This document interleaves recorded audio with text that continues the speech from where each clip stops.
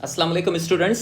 आज जो पेपर हुआ था इंटरमीडिएट कैटेगरी का 14 जून है ना, 14 जून को आज पेपर हुआ इंटरमीडिएट कैटेगरी का IBSTS 5 to 15 ग्रेड का जो टेस्ट था। आज ये थोड़ा सा लेट से हमें मिला है, लेकिन अभी पेपर तो हमें मिल गया है। तो अभी आपके पास 3 बजे जो है या 4 बजे इंशाल्लाह आपके पास यूट्यूब पर आ रहा होगा। तो काइंडली आप इस चैनल को सब्सक्राइब कर लें ताकि आगे वाली जो टेस्ट हैं वो भी आपको मिल सकें। और मैथमेटिक्स का पोर्शन स्पेशली और इंग्लिश का जो पोर्शन है जो थोड़ा सा टिपिकल होता है तो वो हम जो है कि आपके साथ शेयर करते हैं। ठीक है जी, तो हम स्टार्ट करते हैं 41 से। आज जो पहला सवाल था 41 क्वेश्चन था, the value of 4 divided by radical 2। 4 जो है ना, 4 को हम ये देखें 4 है, 4 डिवाइडेड बाय रेडिकल 2। तो 4 को हम 16 भी लिख सकते हैं, लेकिन रेडिकल के अंदर रेडिकल 16 डिवाइडेड बाय 4। तो डिवाइडेड बाय 4 मतलब डिवाइडेड बाय रेडिकल 2, तो डिवाइडेड बाय मतलब अपॉन रेडिकल 2। अब आप इसको ऐसा भी लिख सकते हैं। और 16 जो है, आप जानते हैं कि 16 को हम कैसे लिखेंगे। 16 के अगर हम फैक्टर्स निकालें तो 16 2 8 2 4 2 2 1, तो मतलब 16 को अगर हम लिखना चाहें तो 2 इंटू 2 इंटू 2 इंटू 2, मतलब 4 दफ़ा 2 डिवाइडेड बाय रेडिकल 2।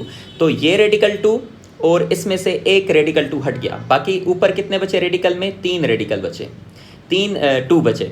तो इसका क्या होगा, एक पेयर बाहर आ जाएगा और एक ये जो है एक अंदर रह जाएगा, तो 2 रेडिकल 2 आंसर आ जाएगा। 2 रेडिकल 2 ऑप्शन इसका क्या होगा? सी होगा। एक और तरीका ये है कि इसी में से ही अगर हम क्या करते कि इसको डिवाइड कर देते, इसको अगर ऐसे डिवाइड कर देते 2 को 16 के साथ, तो बचता क्या? रेडिकल 8। और रेडिकल 8 के फिर से अगर आप ये निकालते, फैक्टर्स निकालते 2 4 2 2 1, तो क्या बचा रेडिकल के अंदर? 2 मल्टीप्लाई बाय 2 मल्टीप्लाई बाय 2, मतलब रेडिकल 8 को हम ऐसा भी लिख सकते हैं, एक पेयर बाहर आ गया, बचा क्या? 2 रेडिकल 2। तो कोई भी तरीका कर सकते हैं, लेकिन इसका रिजल्ट क्या होगा? 2 रेडिकल 2। क्वेश्चन नंबर 42, ये देखें ऐसे ऐसे सवाल दे रहे हैं जो सीक्वेंस भी सेम, पैटर्न भी सेम, हर चीज़ सेम। तो मैंने आपको इसका एक तरीका बताया था, मैंने कहा था लॉगरिथमिक फॉर्म क्या होता है? log ax is equal to y. और मैंने बोला था कि इसको अगर हम एक्सपोनेंशियल फॉर्म में लिखते हैं तो वो कैसे लिखते हैं? ये जो a है, a पे पावर हम क्या लिखते हैं? ये वाला y इज इक्वल टू ये जो है चीज़ यहाँ पर आ जाएगी इज इक्वल टू x। तो अब आप वैल्यू रखें, यहाँ पर क्या लिखा है? log 10। तो देखें a की वैल्यू कौन सी है? a की वैल्यू कौन सी है? 10। a की जगह पर आप क्या रखें? 10। और y की जगह पर कुछ भी नहीं है, मतलब यहाँ पर आप रखें y, तो y की जगह पर y रख लें is equal to x। x की जगह पर देखें ये x है, x की जगह पर क्या लिखा हुआ है? 1000। तो 10 power y is equal to 1000 लिखा हुआ है। अब 1000 को, अभी 1000 लिखा हुआ है, इसको हम बेस बनाएंगे। बेस क्या बनाएंगे? 10, क्योंकि इधर क्या है? इधर क्या है? 10 है। इधर क्या है? 10 है। तो इधर भी आप क्या बनाएं? 10। लेकिन 10 तो 1000 के बराबर नहीं है, तो इस पर पावर हम कितना देंगे? 3 देंगे। So 10 power 3 would be equal to 1000। अब इसको आप कैंसिल कर दें, 10 और 10 आपस में कैंसिल हो जाएगा, y की वैल्यू क्या बचेगी? 3। तो y इज इक्वल टू 3, मतलब यहाँ पर जो नंबर होगा, यहाँ पर नंबर क्या होगा? 3 होगा। सो ऑप्शन इसका क्या होगा? बी होगा। तो इस तरीके से सवाल आप 4-5 एग्जाम्पल और कर दीजिएगा, इंशाल्लाह आपका टेस्ट हो जाएगा अच्छा। 43, the value of cosec 30 plus sec 60। कल भी मैंने लेक्चर में बोला था कि आप ट्रिग्नोमेट्रिक जो 6 फंक्शंस हैं, कौन से? साइन, कॉस, टेन, कॉट, सेक और कोसेक, इनकी आप वैल्यूज़ जो है ना वो याद कर लें, है ना। कि साइन 0 0 के बराबर होता है, sine 30 1/2, sine 45 1 radical 2, sine 60 1 radical 3/2 और साइन 90 1 के बराबर, है ना। तो इनकी वैल्यूज़ याद कर लें। अगर आप कहेंगे तो मैं अलग वीडियो में, आप मुझे मैसेज कर दीजिएगा नीचे यूट्यूब के कमेंट बॉक्स में, तो मैं आपको इसकी टेबल भी सेंड कर दूंगा और तरीका भी बता दूंगा कि किस तरह से आप ये याद कर लें, तो आसानी से हो जाएगा। खैर, तो कोसेक 30 जो है ना, इसको अगर हम देखेंगे तो ये साइन 30 रेसिप्रोकल है किसका? साइन 30 का। और साइन 30 बराबर होता है 1/2 के, तो कोसेक 30 बराबर हो जाएगा 2 के। प्लस ये जो सेक 60 है, सेक 60 बेसिकली रेसिप्रोकल होता है कॉस 60 का, और कॉस 60 बराबर होता है 1/2, तो सेक 60 क्या हो जाएगा? 2 के बराबर हो जाएगा। तो 2 + 2 4 आंसर आ जाएगा। खैर, अगर आपको इनकी टेबल याद होगी तो आप मेरी तरह बिल्कुल आसानी से इनको आप सॉल्व कर सकते हो। खैर, 44, ये देखें सवाल, पहला जो पेपर था ना 12 को, इन्होंने दिया था 21 whole square minus 19 whole square. जो दूसरा पेपर था कल वाला, उन्होंने दिया था 31 whole square minus 29 whole square. आज इन्होंने दिया है 41 whole square minus 39 whole square. तो इनको सॉल्व करने का तरीका तो मैंने आपको बताया था कि पहले आप क्या करें, 41 +39 करें एक ब्रैकेट में, दूसरी ब्रैकेट में 41 - 39 कर दें, जवाब आ जाएगा 41 + 39 80 होगा, और दूसरी ब्रैकेट में 41 - 39 2 होगा, तो मल्टीप्लाई कर देंगे तो 160 आंसर आ जाएगा। तो रिजल्ट इसका क्या होगा 160। अब जो नेक्स्ट पेपर है ना, मोस्ट एक्सपेक्टेड जो सवाल है वो ये होगा कि 51 whole square minus 49 whole square, ये एक्सपेक्टेड है कि 44th जो क्वेश्चन है कल वाले पेपर में 15 को शायद ये आ जाए, या जब भी पेपर होगा तो शायद पोस्टपोन हो गए हैं, लेकिन अगर पेपर होगा तो ये सवाल ज़रूर होगा, जैसे मेरा मतलब दिमाग काम करता है। क्योंकि इसको आप क्या करेंगे 51 + 49 करेंगे, और इधर आप क्या करेंगे 51 - 49 करेंगे, तो 51 + 49 क्या होगा 100, दूसरी ब्रैकेट में 2 होगा, तो जवाब इसका क्या होगा 200। तो नेक्स्ट क्वेश्चन जो है वो ये आ सकता है, मोस्ट एक्सपेक्टेड है। खैर आज का तो जवाब क्या है 160। Question number 45, the value of 3/5 is equal to, कल भी ऐसा सवाल था, आज है 3/3 को किससे डिवाइड करें 5 से। टेबल तो नहीं लगती, तो यहाँ पर आप दे दें 0 पॉइंट और इधर दे दें 0, तो 5 की टेबल 30 पे 6 टाइम्स जाएगी, 6 5 ज़ा 30, 0 बचेगा, तो जवाब आपको क्या मिलेगा 0.6 या 0.60, तो ऑप्शन क्या होगा B. The fraction 16/5 can be expressed into mix fraction. Mix fraction में करना है मतलब कंपाउंड फ्रैक्शन में, अगेन वही तरीका जो पिछले सवाल में हम करके आए हैं। इसको आप किससे डिवाइड करें 16 को डिवाइड करें 5 के साथ, तो 3 टाइम्स टेबल जाएगी, बचेगा 15 डिवाइडेड बाय 1, तो फिर से क्या करेंगे 3 होल 1/5, तो क्या लिखेंगे 3 होल 1/5, ये जवाब होगा। तो ऑप्शन इसका क्या है बी है। ये सारे सवाल रिपीट हो रहे हैं, जो जो मैं आपको बताता जा रहा हूँ वही रिपीट होते जा रहे हैं। द वैल्यू ऑफ 10% ऑफ 40, देखें 10% ऑफ 40, इसको आप क्या करेंगे 10% मतलब डिवाइडेड बाय 100, ऑफ का मतलब क्या होता है, ऑफ का मतलब होता है मल्टीप्लीकेशन ऑफ 40, प्लस 90%, 90% मतलब डिवाइडेड बाय 100, ऑफ मतलब मल्टीप्लाई 30। अब आप क्या करेंगे 0 और ये 0 कैंसिल, 0 और ये 0 कैंसिल, ऊपर कितना बचा 1 4 ज़ा 4, प्लस इधर 0 और 0 कैंसिल, 0 और 0 कैंसिल, 3 9 ज़ा 27, तो 4 + 27 31 आंसर आ जाएगा। इसका जवाब डी होगा। Question number 48, the 100 grams is what fraction of 1 kilogram। तो आप क्या करेंगे, हम जानते हैं कि सर 1000 ग्राम जो होते हैं ना, 1000 ग्राम होते हैं 1 किलोग्राम में, 1 किलोग्राम में कितने होते हैं 1000 ग्राम्स, ये तो बच्चा जानता है। अब आपको क्या जानना है 1000 ग्राम्स नहीं 100 ग्राम्स, तो आप क्या करें इसको भी 10 से डिवाइड कर दें, इसको भी 10 से डिवाइड कर दें, तो ये 0 और ये 0 कैंसिल हो जाएगा, तो इधर क्या बचेगा 100 ग्राम, और इधर क्या बचेगा 1/10 किलोग्राम।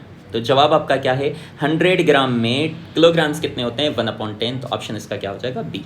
49, द इम्प्रॉपर फ्रैक्शन, ये बार बार सवाल आ रहा है और सारे सवाल बार बार ही आ रहे हैं, है ना। प्रॉपर फ्रैक्शन मैंने आपको बोला था कि प्रॉपर फ्रैक्शन क्या होती है, प्रॉपर फ्रैक्शन ये होती है कि जब भी न्यूमरेटर लेस देन डिनोमिनेटर होता है, numerator is less than denominator, मतलब ऊपर वाली चीज़ जो है वो छोटी हो और नीचे वाली चीज़ बड़ी हो, तो फिर हम क्या बोलेंगे प्रॉपर फ्रैक्शन बोलेंगे। और इम्प्रॉपर फ्रैक्शन क्या होती है, इम्प्रॉपर फ्रैक्शन होती है कि भाई जब न्यूमरेटर ग्रेटर हो किससे डिनोमिनेटर से, मतलब ऊपर वाला नंबर ज़्यादा हो और नीचे वाला नंबर कम हो, तो फिर उसे हम क्या बोलेंगे इम्प्रॉपर फ्रैक्शन। ठीक है, तो इधर भी पूछ रहा है कि इनमें से इम्प्रॉपर फ्रैक्शन कौन सी है, मतलब ऊपर नंबर ज़्यादा हो और नीचे कम हो, तो वो ऑप्शन डी में है। Question number 50, the value of y, ये भी वही सवाल है कल रिपीट हुआ था, ये रेशियो एंड प्रोपोर्शन का सवाल है। 2:5 proportion 8:y।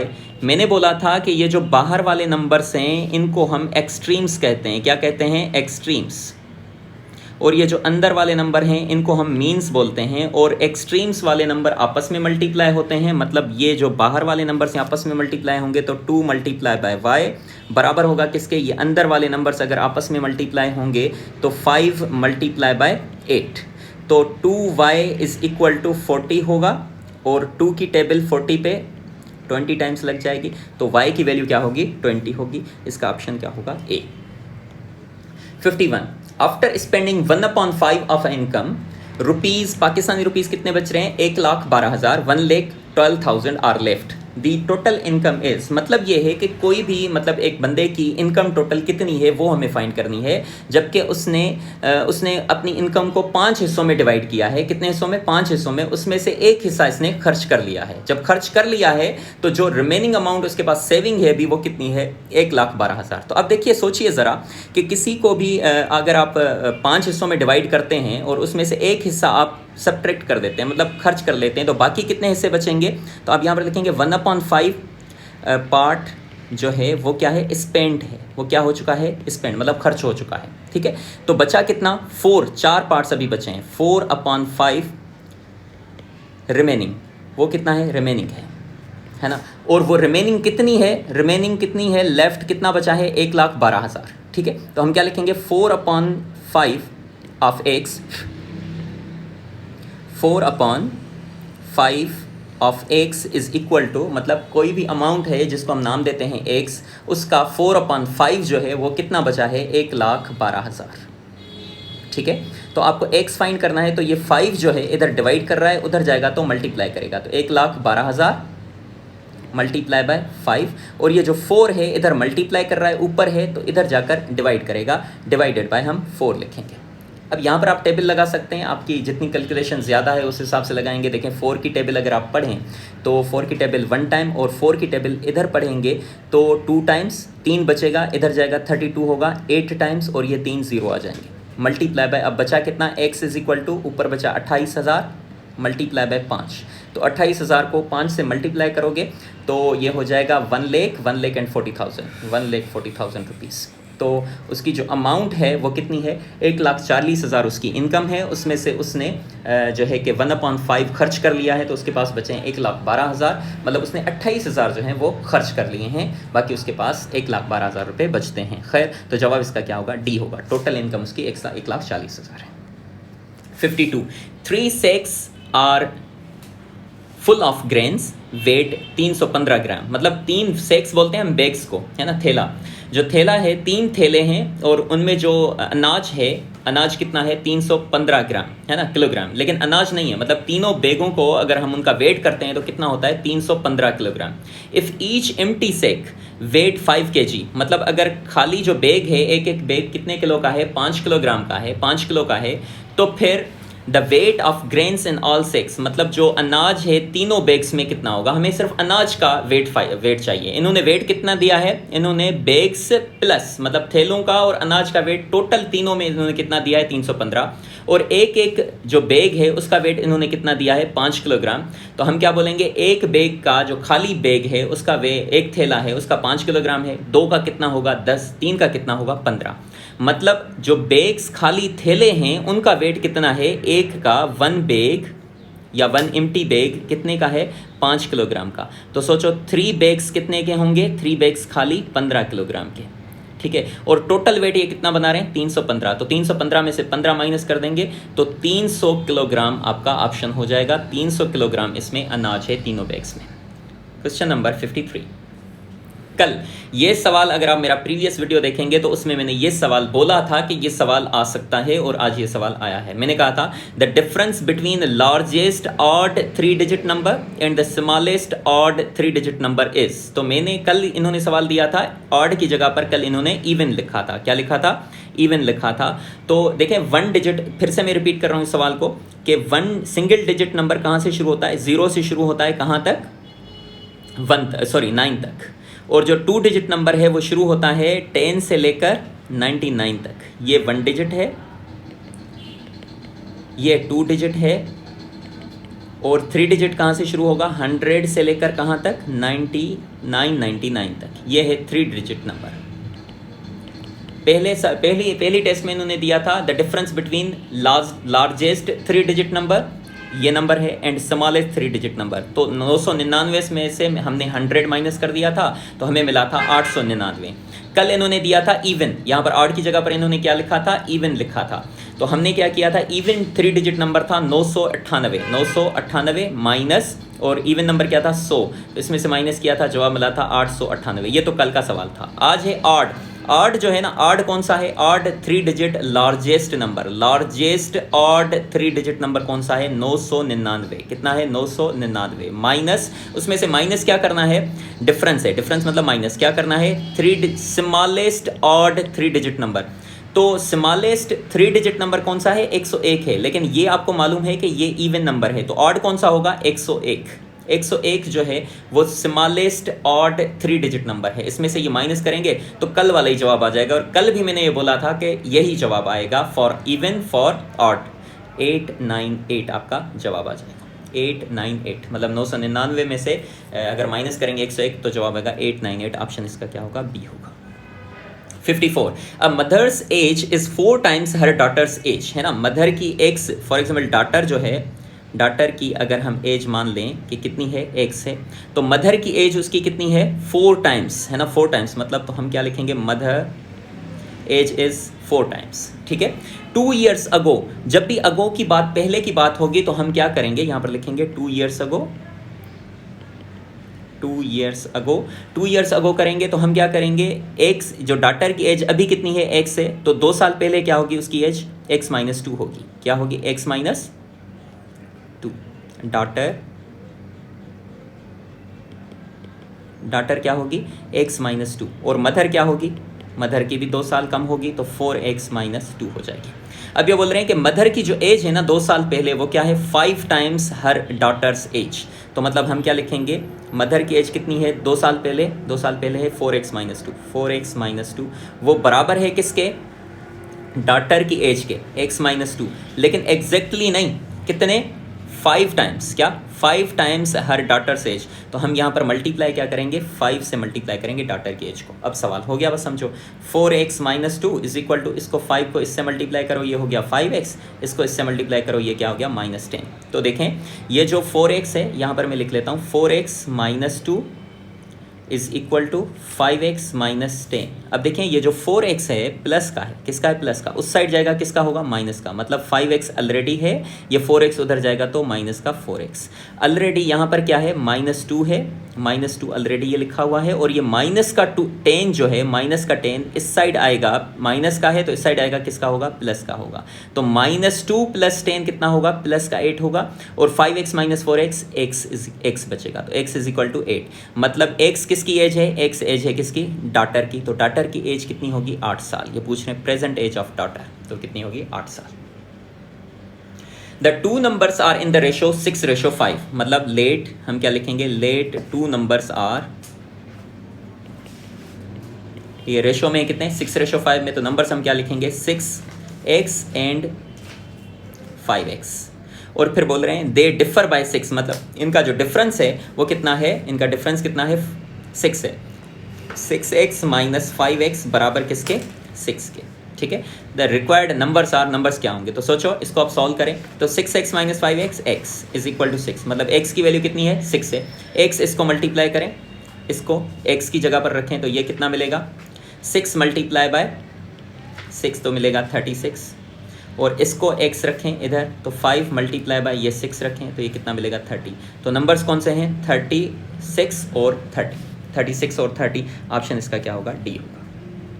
56 the number of diagonals in a quadrilateral. Quadrilateral कोई भी हो सकता है। कल मैंने बोला था कि स्क्वायर होता है, रेक्टेंगल होता है, रोम्बस होता है, ट्रेपेजियम होता है, रेक्टेंगल होता है, और भी मतलब 6-7 जो भी हैं क्वाड्रिलेटरल, काइट भी होता है ना, रोम्बस भी होता है, ये सारे होते हैं। तो इनमें जो डायगोनल्स होते हैं ना, डायगोनल्स अपोजिट वर्टिसेस को ज्वाइन करते हैं, जैसे कि ये दोनों। तो 2 ही डायगोनल्स बनते हैं किसमें? एक ये, मतलब ये A B C D। तो एक डायगोनल कौन सा होगा? A से लेकर C तक, और एक डायगोनल होगा D से लेकर B तक या B से लेकर D तक। तो 2 डायगोनल्स हमेशा क्वाड्रिलेटरल में होते हैं, तो ऑप्शन इसका क्या होगा? B होगा। Square portrait whose area is, ये देखें फिर से वही सवाल दे रहे हैं, सिर्फ ये इसका स्क्वायर रूट निकालना है। 2025 का स्क्वायर रूट जो है वो कितना होगा? 45 होगा। तो इसका जवाब क्या होगा? 45। कल भी मैंने बताया था कि एरिया कितनी है 2025 सेंटीमीटर स्क्वायर, तो उसका एक साइड कितनी होगी? 45 की होगी। मतलब इस तरह का कोई पोर्ट्रेट है, तो ये 45, ये 45 ये 45 और ये 45, तो एरिया इसकी कितनी होगी 2025। कैसे मालूम करते हैं, इन दोनों को आपस में क्या कर देते हैं, मल्टीप्लाई। तो इसको सॉल्व करने का तरीका ये था कि आपको तो नहीं पता होगा कि इसका डायरेक्ट रेडिकल जो है वो 45 होगा, तो आप क्या करें, ऑप्शंस में से हम पकड़ते हैं, ये जो ऑप्शन है ना 45, इसको आप इसी से ही मल्टीप्लाई करते हैं। 45 को 45 से मल्टीप्लाई करेंगे तो 2025 आपको रिजल्ट मिल जाएगा। अगर ये नहीं आता तो आप इसको मल्टीप्लाई करते 55 को, फिर 65 को, फिर 75 को, तो किसी एक में जवाब आपको ये ज़रूर मिल जाता। तो 45 इसका सही जवाब है। 58, a women's wage was reduced by, ये बहुत प्यारा सवाल है, ये बहुत ही प्यारा सवाल है, आपको कंफ्यूज करेगा। अ वुमेन्स वेज मतलब एक फीमेल है, उसकी जो तनख्वाह है वो कितनी है, रिड्यूस्ड की गई कितनी, 50%। मान लीजिए हम ये सपोज़ करेंगे, अब हम यहाँ पर सपोज़ करेंगे कि भाई एक वुमेन है, उसकी जो सैलरी है ना, मान लीजिए उसकी सैलरी है कितनी, 100 रुपये। कितनी है, 100 रुपये। ये इन्होंने दिया नहीं है लेकिन हम ये मान लेंगे 100 रुपये इसकी वेज है। उसकी वेज जो है ना वो रिड्यूस की गई, मतलब कम की गई, कितना, 50%। अगर 50% अगर कम की गई आफ्टर रिडक्शन, आफ्टर रिडक्शन 50% कम करने के बाद 100 में से वो उसकी सैलरी कितनी हो जाएगी, 50 रुपये। कितनी हो जाएगी, 50 रुपये। ठीक है, अब उसको 50 रुपये मिल रही थी। देन फिर क्या, the reduced wage was increased. Again ये जो सैलरी है ना रिड्यूस्ड है 50 वो क्या की गई, इंक्रीज की गई, इंक्रीज्ड, अगेन इंक्रीज्ड, इंक्रीज की गई। इंक्रीज कितनी की गई, 50%। लेकिन 50% इसका 50%, 50 का 50% कितना होता है, 25 होता है, याद रखिएगा, है ना। 50 का 100 का 50% 50, 50 का 50% 25, तो 25% इंक्रीज की गई। तो ये हम प्लस करेंगे 50 में, 50 में 25 प्लस करेंगे तो कितना होगा, 75। तो अब उस फीमेल की जो सैलरी है ना वो कितनी है, 75 रुपये। तो सोचो उसकी सैलरी पहले कितनी थी, 100 रुपये, फिर अब उसकी सैलरी कितनी है, डिस्काउंट के बाद, इंक्रीज के बाद, फाइनली उसकी सैलरी कितनी है, 75 रुपये। अब आपसे ये पूछ रहा है हर loss in terms of percentage, उसको लॉस कितना हुआ, उसको लॉस कितना हुआ। पहले उसकी 100 रुपये थी, पहले उसकी सैलरी कितनी थी, 100 रुपये, अब उसको कितनी मिल रही है, 75 रुपये, तो उसको लॉस कितना हो रहा है, 25% हो रहा है ना। 100 में से 75 माइनस करेंगे 25 हो जाएगा, 25% इसका जवाब होगा। Number 29, in the following given number dash is not a binary operation. इनमें से कौन सा बाइनरी ऑपरेशन नहीं है। तो मैं आपको बताऊं कि बाइनरी ऑपरेशन या बाइनरी जो है, बाइनरी नंबर जो है वो कौन से होते हैं। बाइनरी नंबर में सिर्फ या तो 0 आएगा या तो 1 आएगा। अगर 2, 3, 4, 5 किसी भी नंबर में आता है तो वो बाइनरी नंबर सिस्टम में नहीं इंक्लूड होता। तो इसका ऑप्शन जो है वो सी सही है, क्योंकि इसमें 3 आ चुका है। तो बाइनरी सिर्फ वो होता है जिसमें सिर्फ 1 देखें और 0 देखें बस, ठीक है। तो ये बाइनरी नंबर नहीं है। लास्ट क्वेश्चन है आज का, the value of 18 in binary number system. तो मैंने आपको ये पहली टेस्ट में ऐसा सवाल आया था कि 15 को करें या शायद 34 को करें, 34 था, अभी आया है 18। तो 18 को आप फैक्टर्स निकालते जाएं बस, है ना। फैक्टर्स निकालेंगे तो 2 की टेबल 9 टाइम्स कंप्लीट ली जाएगी, तो रिमाइंडर क्या बचेगा, 0। फिर 2 की टेबल लगाएं तो रिमाइंडर क्या बचेगा, कितनी दफ़ा जाएगी, 4 टाइम्स, तो रिमाइंडर क्या बचेगा, 1। फिर से 2 की टेबल लगाएंगे तो 2 टाइम्स और रिमाइंडर क्या बचेगा, 0। 2 की टेबल 1 टाइम, रिमाइंडर क्या बचेगा, 0। तो यहाँ से आप पकड़ लें चीज़ों को, 1 से शुरू करें, इधर से शुरू करके ये वाले नंबर्स उठा लें। पहले है 1, फिर है 0, फिर है 0, फिर है 1, फिर है 0।